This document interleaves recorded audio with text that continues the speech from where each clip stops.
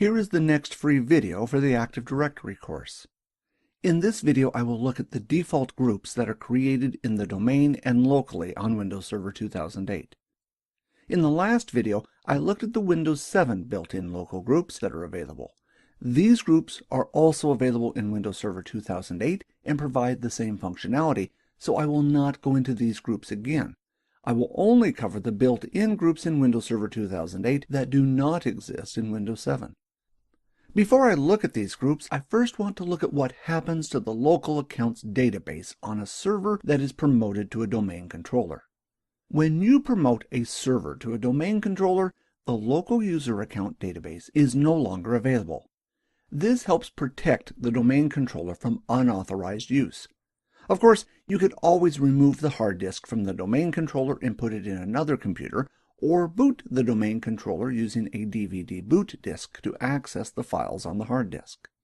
Since Active Directory uses a higher level of security than the local user database, this makes it harder for a hacker to modify or create accounts.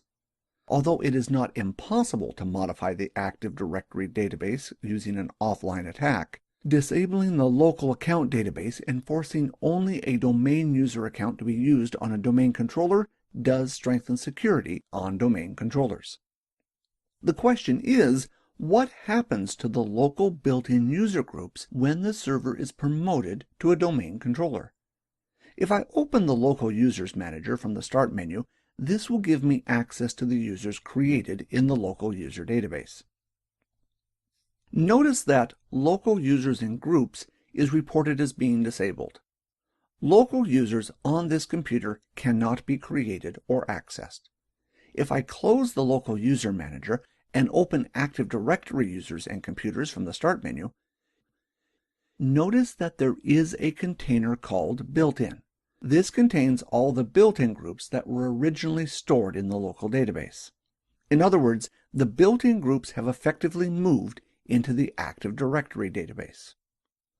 Some of you may have already thought, if the built-in groups for a domain controller are in the Active Directory database rather than in the local user accounts database, won't they be replicated with the rest of the Active Directory data? The answer to that is yes, they will. The built-in groups will be replicated to all domain controllers in the domain.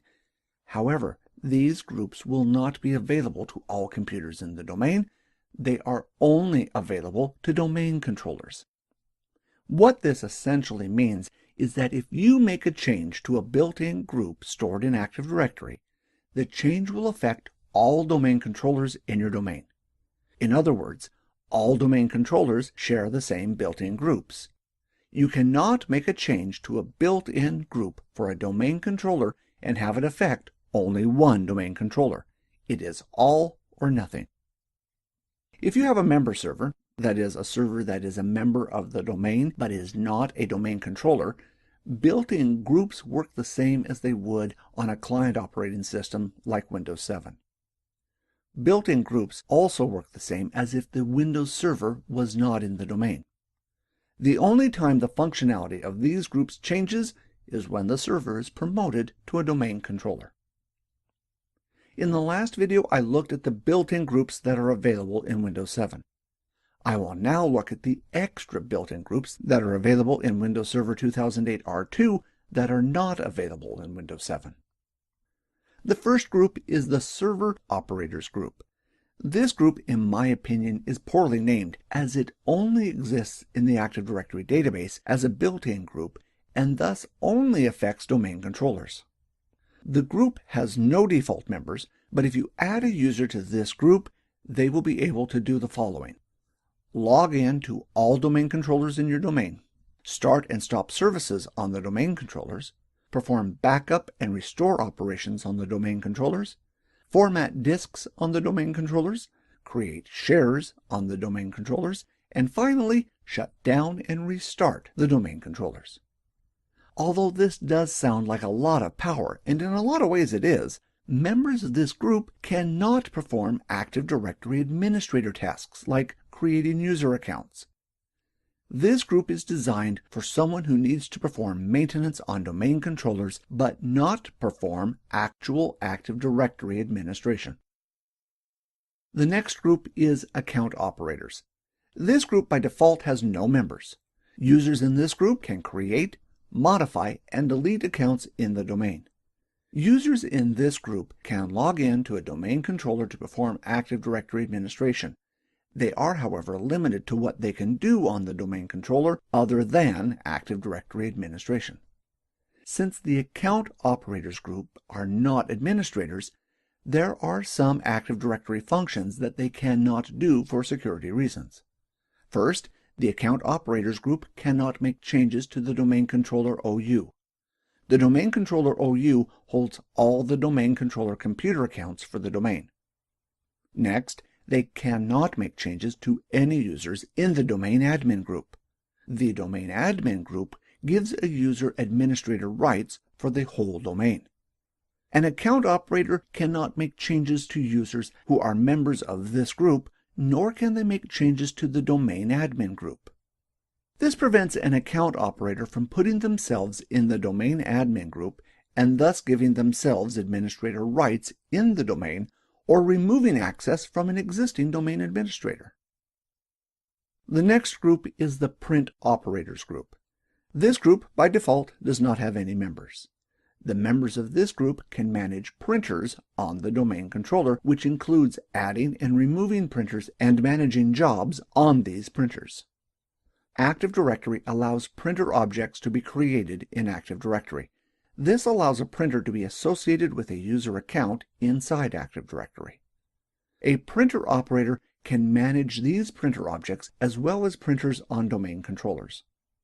Members of the print operators group can also log in locally to a domain controller and shut down the domain controller. This is a lot of power, so you should be careful who you put in this group.